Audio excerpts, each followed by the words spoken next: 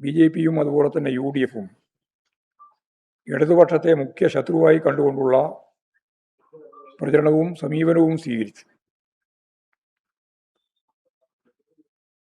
പലയിടങ്ങളിലും UDFും LDFും തമ്മിൽ മത്സരം നടക്കുന്നിടത്ത് BJP വോട്ടുകൾ UDFിന് അനുകൂലമായി ചെയ്യിച്ചു. LDFും BJPയും തമ്മിൽ മത്സരം നടക്കുന്ന മേഖലയിൽ UDFിന്റെ വോട്ടുകൾ BJPക്ക് അനുകൂലമായി ചെയ്യുന്ന സമീപനവും ഉണ്ടായി. ഉദാഹരണമായി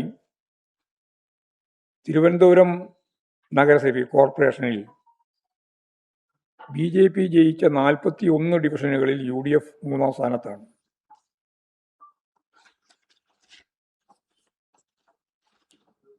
കേരളത്തിലുടനീളം ഈ സ്ഥിതിവിശേഷം കാണാൻ കഴിയും. അവർ പരസ്യമായി ഒരു മുന്നണി എന്ന രീതിയിൽ BJPയും കോൺഗ്രസും ചേർന്ന് നിന്നിട്ട് പ്രവർത്തിച്ചു എന്ന് പറയാൻ സാധിക്കില്ലെങ്കിലും ഞാൻ നേരത്തെ പറഞ്ഞ രണ്ടാളുടെയും കമ്മ്യൂണിസ്റ്റ് വിരുദ്ധതയെ ഉപയോഗപ്പെടുത്തിക്കൊണ്ട്